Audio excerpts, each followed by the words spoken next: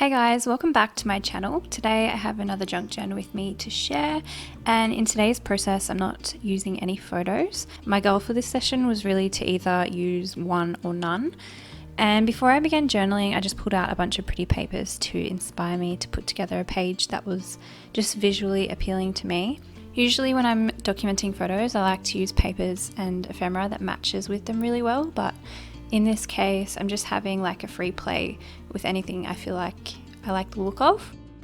Before we jump into the process today, I wanted to say a big thank you to Skillshare for sponsoring today's video. I've spoken about Skillshare before, but basically it's this online learning community where you can take online classes in a ton of different categories like productivity, fine art, crafts, graphic design, and so many more. There's really something for everyone. And you guys know I've been diving into drawing with Procreate on the iPad Pro, so I just recently watched this class by Johanna.clough called Isometric Illustration in Procreate. Design your dream room. And you can see my illustration here up on the screen. I learned how to draw using the isometric grid, and what was really fun was trying out all the recommendations from Veronica, such as all the brushes she uses, because there's so many brushes in Procreate that it can be really overwhelming. So I really enjoyed trying her favorites and discovering some new ones for me to use in the future. I learned so much in every part of this class that I ended up watching most of it twice to make sure I was really absorbing and remembering all the helpful little tips that she gave. And I just feel like I learned so much more about drawing in Procreate and all the different things that you can do. Skillshare offers an annual subscription that is less than $10 a month, and that gives you access to all the classes on Skillshare, which I think is such great value. For a limited time, you can use the link in my description to get a free trial of Skillshare Premium membership. So thank you again to Skillshare for sponsoring today's video, and now let's get back to the junk journal with me. So as always, the first thing I'm doing is just choosing a page in my journal to work with. I just like to flick through and just pick a pattern or a page that catches my eye. I really liked this yellow page in the middle of the signature, so I'm just going to run with that. I have some vintage wrapping paper here that I'm going to use to kickstart the page, and so I'm just tearing off a little piece of that and just working out where I'm going to put that. And then I also have this little yellow coin envelope that I'm going to put along the bottom of the page as like a little pocket for some journaling of some kind. I'm just using my glue stick to stick that wrapping paper down on the page, and then I used a little bit of double-sided tape to attach the coin envelope along the bottom of the page. I wanted it to also act as a pocket by the way it was attached to the page, so I just put that along the bottom, and then I just added a staple through sort of the inside of the envelope just to make sure that it was attached really well. And that just secures the envelope on two sides, which gives me a nice little tuck spot behind the envelope. And I'm really liking all the yellow tones, so I pulled out this vintage yellow wallpaper, and I'm going to use that on the other side of the page. I'm just deciding how I'm going to use it, and I think I'm going to use it as a pocket, but I wasn't sure which orientation I was going to stick it down. I also have this little deer illustration that I've pulled out, and I'm thinking that that might look cute layered up behind that floral paper. So I ended up creating like this top loading pocket across the top of the page, and then I just glued that little deer book page underneath so it just peeks out the bottom.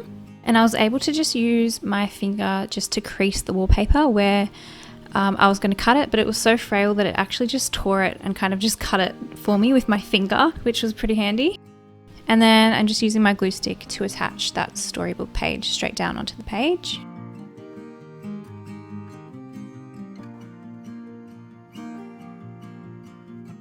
And again, I'm just using double-sided tape around three sides of that wallpaper just to create a little tuck spot pocket.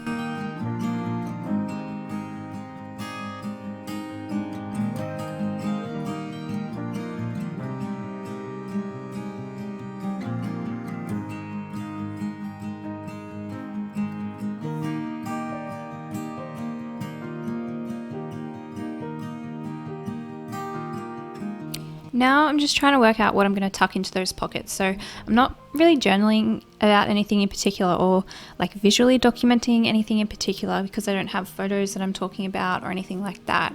So I'm just playing around with pieces that I like. I have that fold out piece from the Magic Morning fold out printables from my shop. It's supposed to be like a little makeup compact.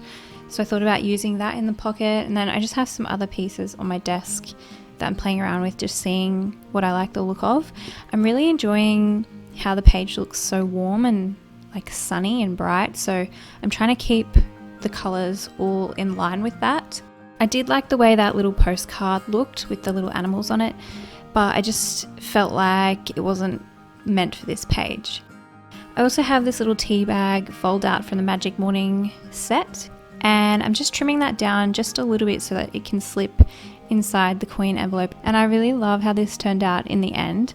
I decided to take the little tea tag bit that's attached with a string and staple it onto the page just above the coin envelope, and that just keeps the tea bag piece attached to the page no matter what. So even when you pull it out of the coin envelope, it still just hangs there, and I just think that's such a fun little interactive element. So the tea bag is a printable in the Magic Morning set. I've already said that, but in case you don't know, all you have to do to piece it together is just get a little bit of string and just staple the two ends so that they attach that way. Then I'm just pulling out this little flashcard. I think that may be an October afternoon piece, and I decided to staple that along the top of the page as like, I guess like a little tab, because it overhangs the top just a little bit. And now I'm just trying to work out what I'm going to tuck behind the coin envelope, just playing around with the different bits and pieces that I have on my desk.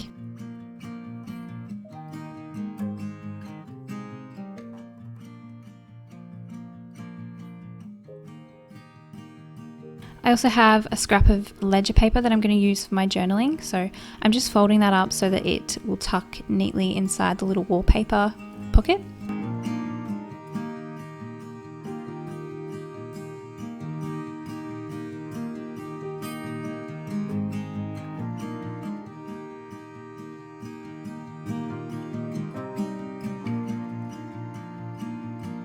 Now I'm just pulling out some of my linen printables, and these are printed on sticker paper, but I really wanted to use one as like a little loose journaling card.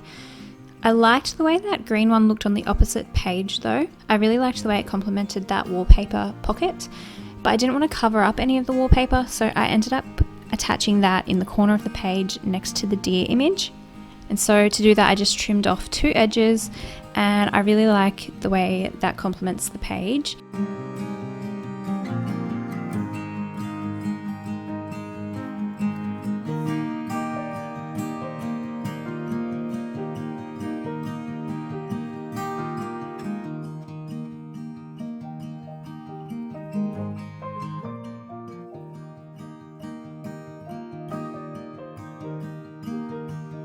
And then on the opposite side, I'm choosing out of three of some of my favorite linens from my shop, and I'm just going to pick one to use as a little journaling card behind the coin envelope. And because it's a little bit flimsy on that sticker paper, I decided to peel and stick it onto, I have this like transparent blue, I guess it's vellum paper.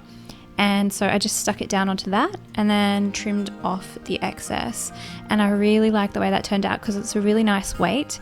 It's not too bulky at all because the vellum paper is really thin, but it just adds enough sturdiness to the linen so that it makes a really nice little journaling card. And I love how it looks being a little bit transparent on the back as well. Then I have these labels that I printed on sticker paper. I'll leave a link to these down below. I can't think of the name off the top of my head, but I used to use these labels all the time in my process, and I just remembered them again recently, so I've printed out a bunch of those. I really love how they add that element of vintage to the page because they look like those vintage Denison labels, so they're really fun for annotating the page. And then last of all, I'm just pulling out some stickers. So I always like to add some stickers last. I didn't really add many to this page though, I only added a few. I just really liked the way the page came together and I didn't feel like it needed much more. I've also done my journaling off camera, so you'll see that in a minute that I've journaled on the linen, and I've also journaled on the vintage ledger inside the pocket. And I also journaled inside the little tea bag fold out, which I think looks so cute.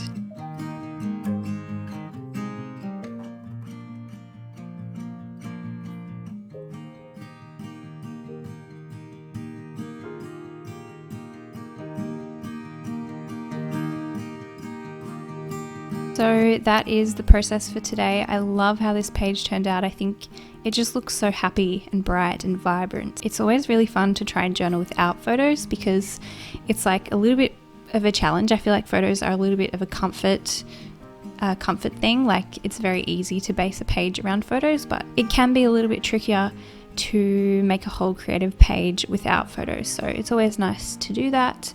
I hope you guys enjoyed this process today. I hope you're all doing really well, and I'll see you in my next video. Bye.